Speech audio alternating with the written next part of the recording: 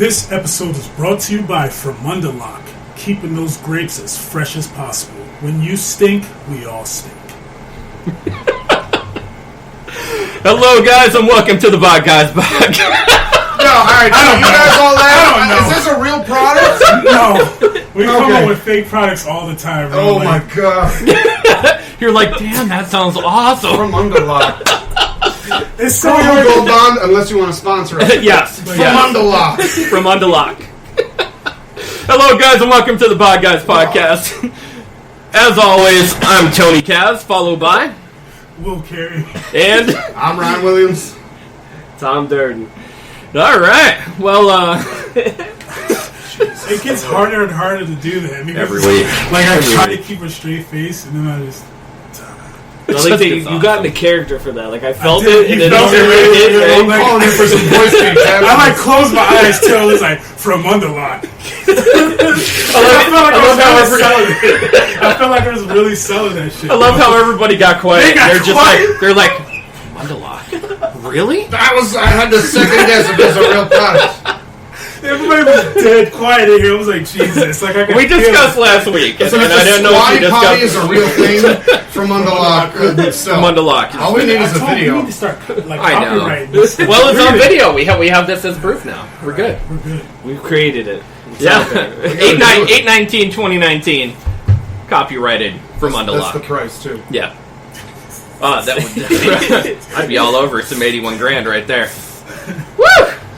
All right. So, anyways. I broke out to a sweat selling that product. Yeah, you I started sweating. I was like, schmegma-lock. Good product placement. He needs schmegma-lock now. Advertise. Saturated down there. Every time I advertise schmegma-lock, I use schmegma-lock. Yeah. I'm not only a spokesman. I'm a user. Jesus Christ. Oh, man. As you guys may or may not see, if you're watching from Facebook Live Land, if you're listening from your streaming device, we do have somebody new today. He introduced himself, Ryan Williams. Very nice to have you today. Tell us a little bit about yourself for the folks at home. Oh my lord, I've been a musician for a million years. All right, that's Guitar good. and So- singing stuff and all kinds of things. No, yeah, you were with M80. Now you're for like 8 years. for like forever. Yeah. Yeah, and then left that at the beginning of this year, and then I've been solo since then. But hitting the road this fall with Cold for like 2 months. Yeah, give him a little plug, man. Do it. It's 8 weeks. Yeah, I'll be the wizard on the stage before the band gets there. So you'll see me with the pass and give a wave if you're out in any city. And you We're performed playing with everywhere. Jane Train, too, as well. Unfortunately. Yeah, she was the one that brought me into the band. It was wild. Unfortunately, tragedy, what happened there, you know. Very talented very artist, sad. You know. But I just wanted to mention the fact, because a lot of people in the area know M80 because of her, you know. Yeah, absolutely. I think was it her project? All right, so the TLDR for that is there used to be a band called Stony Creek, which had our drummer Gordy, the keyboard player Ryan Coffin, and then bass player Les, and then our friend Johnny. So to link it all together, my friend Johnny, it was his idea to start an 80s band with Stony Creek, and then he didn't do it and left and did something else. The other three guys did it, and Johnny is now the guitar player in Cold. Really? Yes! Oh wow. So it all just came, big long full circle. But yeah, those three guys started, and then they got Jane and Bob Lewis at the time. He's in Nashville now. He's got like a solo record. He's doing awesome stuff. He's great. Yeah, Awesome. it's wild. That's crazy. Crazy. Well, I wanted to start off the show. I'd given the guys a question earlier. And before we get into, the long material, some of you may or may not know, I scoured the internet for different material, And I was like, you know what makes for good material these days? And you look at memes, you look at videos, you look at JPEGs, you look at all these different pictures, blah blah blah, come up on social media, right? And in the whole interim on that, what was so prolific that you watched that changed your mind on humanity? That was just like, holy shit, I need to step away for like 1 second while you're watching this video, and you're like, who the heck would post this garbage? Like, just straight up trash, or like something like super duper crazy.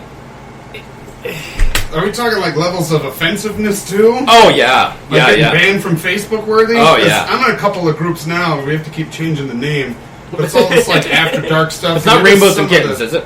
Yeah, no. Oh, okay. Because I'm in that group, and they post some crazy stuff, like videos of people just like killing themselves, jumping in front of trains, or like missing arms, legs, the things that just happen, like crazy videos, but are still on Facebook. I saw one where there's like a guy that like fell off a crane, and it shows the ending. Yeah. Lord, woo. But you know what though, right? Like I always remember Rotten.com.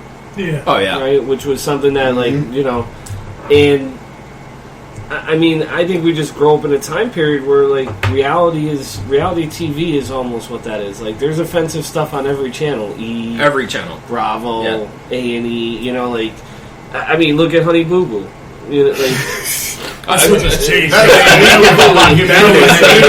was it for me. It was Honey Boo Boo. As soon as she got on TV, I was like, "Yep, I'm done." It was finally the point where I realized, like, you could literally just get a camera and just film yourself and just try to make money. Like, what were they doing before they were Honey Boo Boo?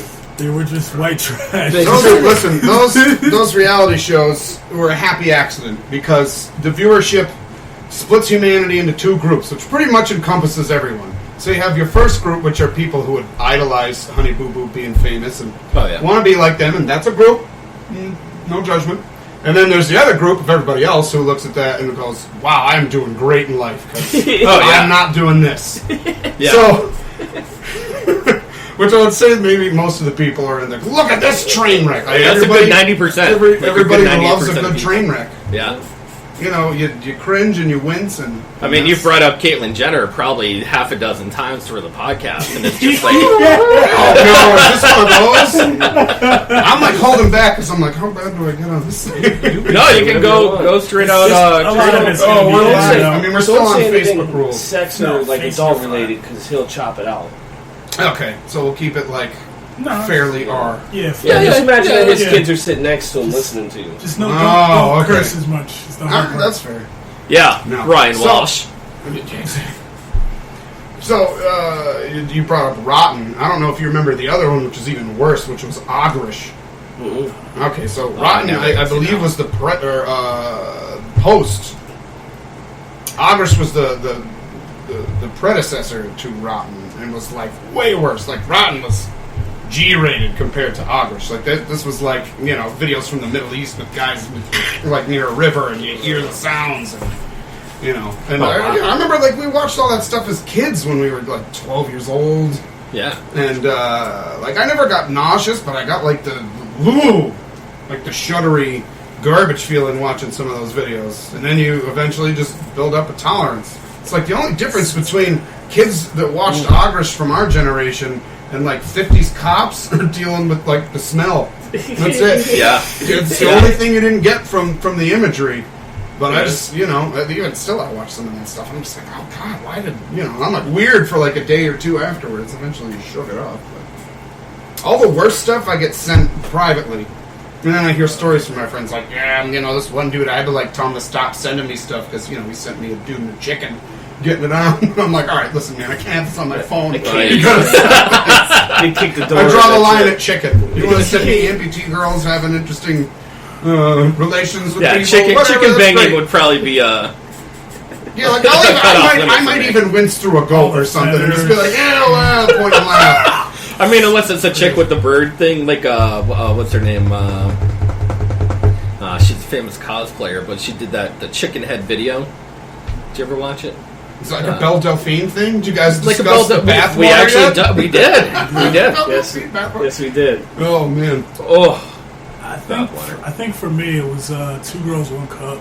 We discussed that before. That changed everything for me. Like I was like, all right. What if I told you that it was actually fake and it was an actual scat? What if I told you that it was like they had a professional enema done beforehand and it was just like a soft serve ice cream pudding mix meant to sell you the grossness. Yeah, but Japan or somewhere where there's going to have that. Like, here's the thing is, what amount... we live in the valley. We all know where we're from. We've seen plenty of messed up girls at the bar, karaoke, whatever. They're like, she's just drunk. And I'm welcome to Scranton, Pennsylvania. Doing drunken cartwheels lying down. That's not drunk. That's, you're high on some kind of pills. I don't know, maybe I've dated too many dancers. I don't know. You can have, what kind of drugs do you have to be on to actually be able to participate in like a real 2 girls, 1 cup scenario? Like, there's no way you could do that without a ridiculous amount of like Navy SEAL training and not vomit. There's no way you can get around it. That's someone's vice. There's no drugs where you could, like, if you pay attention to those girls in the 2 girls, 1 cup video, they're not that messed up. They're just doing the thing. Will's like, I mean, the barf thing is real because it has to be. Yeah. But like, have you ever been on FetLife.com? Are we trying to pull? You better bleep that out on the edit. No, this is all raw. All raw. I have not. Like FetLife. FetLife. They can't see this on camera, right? No, you're good. You're good. But I can. FetLife. I don't know what this is. I just can't imagine, I can't imagine what kind of drugs you would take to not, have natural bodily functions happen. Like, I can walk down, freshly joined. I'm not joining it. What does this mean? You gotta join. Oh, so these people are wild. If it's like BDSM kind of stuff, but that's not like involving taste buds and like natural body rejection. Oh yeah. Although I still have seen that show that girl's like, I'm addicted to drinking gas. Yeah. Eating nails. I mean, I can see eating a couch. Gas. So how do you do the gas thing and not barf? I don't know. There's that girl that ate the ashes of her dead husband. What? Yeah. Did you ever? Like, just ate them? She would dip her, lick her finger, dip it right in the ashes, Oh my god. pop it back in her mouth. I mean, I've been drunk enough. I could do that with an ashtray. She's been eating her dead husband for like 2 years now. That's more weird, though. Like, that doesn't... Yeah. Would it be I more still weird? feel like if somebody put money on the line, I would do that. Yeah. Is it more Maybe weird? I'll eat people. It's something addictions. Give me $10. $10. First guy that PayPal's me $10. I'll eat You know some what? ass. I take it back, Tom. You're not the slut. Oh yeah, no, you're just thrown, bro. Sorry. You're as slutty as the company you keep. Yes. So, my follow-up question, right? Now that people are offended about different things, right? Like absolute craziness. People are offended about like what you ate for breakfast, where you're going in your day. The fact that social media has really taken over our lives completely. Where you're going, what you're doing, who you're with, all the information that's enclosed in that. Has, not necessarily Facebook or social media, taken it too far as policing people who are putting videos like this out on the internet as well? You need to have it. You need to have policing. Yeah, you need to. Well, you have people who are so offended that they're just like, oh, well, I'm getting rid of social media now. For the extreme stuff, absolutely. Yeah. Oh, yeah. I don't want to see a dude having sex with a chicken. Yeah. No. I don't know if I'd want to see it on my feed. Yeah. Get it, chicken. No, but Here's the thing, though, right? So, like, Heidi Klum goes and puts a picture of herself in a bathing suit up. Yeah. People go, I smell a midlife crisis. Like, I saw what that. do I look like if that. I put that picture? Like, if I have a picture of my, trunks and, they're like, Durden just... Durden went off the rails. Durden's gone. Well, I mean, Heidi Klum has a certain level of expectation because, her career was literally to look appealing. Yeah, but her at way 45 different. still looks better than any of us at this table. I mean, if you're rocking... If you're rocking from Underlock underwear, I'm like, Durden's got the right path. Is it underwear now and not a product? I think it would keep them fresh if there was a lock seal around the outside. Maybe some tidy whities. Vents. Yeah, there would have to be vintage, but tidy whitey